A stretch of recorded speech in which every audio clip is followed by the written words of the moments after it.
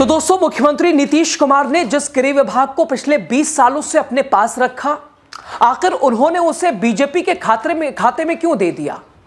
क्यों विधानसभा अध्यक्ष का पद भी नीतीश ने बीजेपी को ही दे दिया? अब खुलकर नीतीश और मोदी के बीच पुल का काम करने वाले नेता ने कह दिया, और जो उन्होंने दावा किया उससे मुझे ऐसा लगता है कि मुख्यमंत्री नीतीश कुमार बीजेपी और गृह मंत्री अमित शाह के सामने झुके नहीं, बल्कि एक सोची समझी रणनीति के तहत यह फैसला उन्होंने लिया है। मुझे समझ में यह नहीं आ रहा है कि सीएम नीतीश कुमार की इस मांग पर अमित शाह ने हामी क्यों भर दी।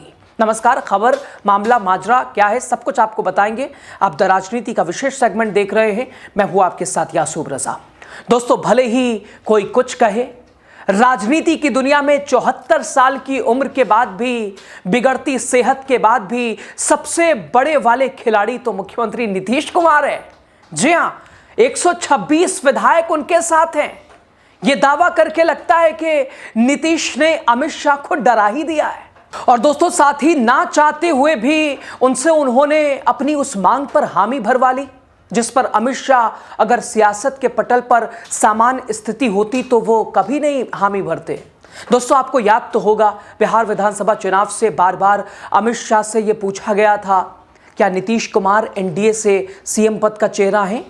तब वो कहते रहे हैं कि ये फैसला एनडीए पार्लियामेंट्री बोर्ड की बैठक करेगा। अभी नीतीश के नेतृत्व में चुनाव लड़ा जाएगा। विधानसभा चुनाव के परिणाम आए, तब जाकर उन्होंने अपनी हामी भरी और बिहार के मुख्यमंत्री के तौर पर स्वीकार किया। अब दोस्तों, बिहार की राजनीति से एक और अपडेट आया है। इस अपडेट में जो बात निकलकर सामने आई है, उसे सुनकर मैं तो हैरान रह गया हूं, सोच में पड़ गया हूं। पहले जिसका जवाब ना मिलता था, अब उस पर जेडीयू के उस नेता ने हां कर दी है। जी हां, नीतीश के साथ ही अमित शाह के भी खास है। दोस्तों, ये नेता और कोई नहीं, जेडीयू के कार्यकारी अध्यक्ष संजय झा हैं। संजय झा दोस्तों, जिनके पॉलिटिकल करियर की शुरुआत बीजेपी से हुई और फिर ये जेडीयू में चले गए। नीतीश के इतने खास हो गए कि इन्हें जेडीयू की कमान नीतीश कुमार ने सौंप दी। दोस्तों, संजय झा जेडीयू के कोई छोटे मोटे नेता नहीं हैं, वो जेडीयू के बड़े नेता हैं। जितनी उनकी पहुंच नीतीश कुमार के बीच है, उतनी ही पहुंच मोदी शाह के बीच है। दोस्तों, आखिर जब भी नीतीश गुस्साते हैं, साथ छोड़ते हैं, तो उनको मनाने का काम संजय झा ही करते हैं।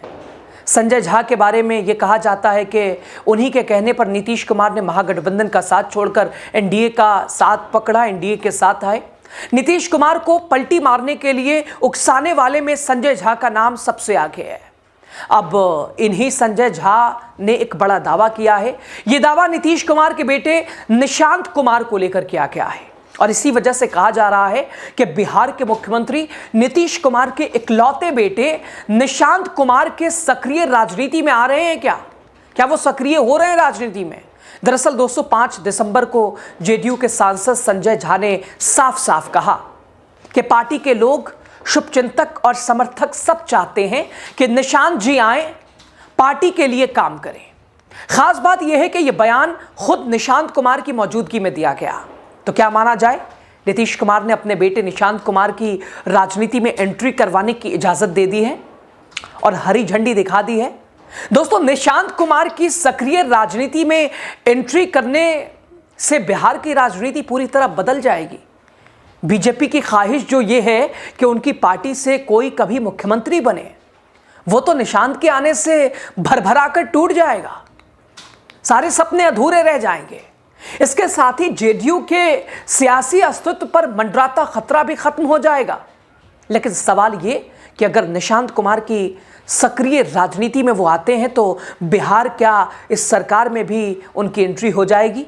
दोस्तों, क्या अमित शाह ने इसी आधार पर नीतीश कुमार से डील की है कि गृह मंत्रालय और स्पीकर पद दीजिए, हम आपके बेटे को मंत्री बनाएंगे? लेकिन सवाल तो ये भी है कि जब अमित शाह नीतीश की मांग पर हामी भर रहे थे, तो क्या उन्हें उस बात का एहसास नहीं हुआ? इससे बिहार में बीजेपी की राजनीति पर भी असर होगा। एहसास तो होगा, लेकिन मैंने जो आपको 126 का आंकड़ा बताया, उसके सामने अमित शाह ने सरेंडर कर दिया होगा। 126 के आंकड़ों में आरजेडी, कांग्रेस, ओवैसी की पार्टी के 5 विधायक के साथ जेडीयू के विधायक आते हैं। अब यह आंकड़ा ऐसा है जिसकी वजह से मुझे लगता है कि अमित शाह को नीतीश कुमार की बात माननी ही पड़ी होगी। बहरहाल, जब संजय झा निशांत के सक्रिय राजनीति में आने का दावा कर रहे हैं, उनके साथ निशांत भी थे, तभी उन्होंने दावा किया। निशांत इस बार ना उन्होंने कहा, ना ही हां कहा, लेकिन राजनीति की दुनिया में जब बीच वाली स्थिति दोस्तों होती है, उसका मतलब हां ही होता है। हाँ, इसका मतलब निशांत ना हाल ही में हुए विधानसभा चुनाव में नतीजे पर बात करते हुए कहा कि यह सब जनता का आशीर्वाद है, लोगों ने एक बार फिर हम पर भरोसा जताया है। निशांत कुमार ने कहा कि उनके पिता नीतीश कुमार पहले भी अपने वादे पूरे करते आए हैं और इस बार भी करेंगे।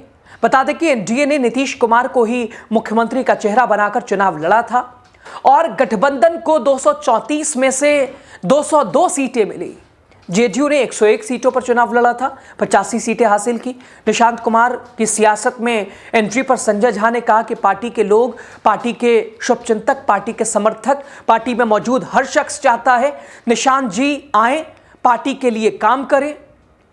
हम सब चाहते हैं कि अब फैसला उन्हें करना है, कब फैसला लेंगे, कब पार्टी में काम शुरू करेंगे, ये उन पर निर्भर है। आपको बता दें दोस्तों, चुनाव से पहले भी संजय झा ने कहा था कि निशांत के राजनीतिक डेब्यू का फैसला नीतीश कुमार को ही लेना है। उन्होंने कहा था कि यह नीतीश कुमार द्वारा बनाई गई पार्टी है, चुनाव के बाद इस मुद्दे पर जो भी फैसला लेना होगा वो ले सकते हैं। लेकिन इतना पक्का है दोस्तों, अगर नीतीश कुमार फैसला करेंगे तो पूरी पार्टी उसे स्वीकार कर लेगी। दोस्तों, संजय झा ने यह भी कहा था कि अगर निशांत आते हैं और पार्टी में काम करते हैं तो यह बहुत अच्छी बात होगी। अब संजय झा ने जो कहा है उससे तो लगता है कि निशांत सक्रिय राजनीति में आ रहे हैं, लेकिन सवाल तो यह है कि देरी क्यों की। मुझे लगता है कि अगर विधानसभा चुनाव के दौरान जेडीयू में निशांत कुमार की एंट्री करवाई जाती तो बीजेपी जो परिवारवाद पर ढोल उस वक्त पीट रही थी, उस पर चोट पहुंच सकती थी। इसलिए तब निशांत कुमार की सक्रिय राजनीति को टाल दिया गया। अब तो चुनाव खत्म हो चुका है, एनडीए की सरकार बन चुकी है।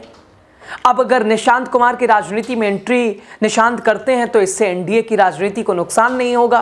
फिलहाल निशांत ने सक्रिय राजनीति में आने को लेकर कोई ऐलान नहीं किया दोस्तों, लेकिन इस बारे में जेडीयू के बड़े नेता संजय झा के लगातार नए बयान ने अटकलों को और हवा दे दी है। खैर दोस्तों, आपको क्या लगता है, क्या नीतीश के बेटे निशांत क्या राजनीति में आने के लिए बिल्कुल तैयार हैं? नीतीश के खास जेडीयू के बेहद ही करीबी संजय झा के दावे कि भाई ये फैसला निशांत को करना है।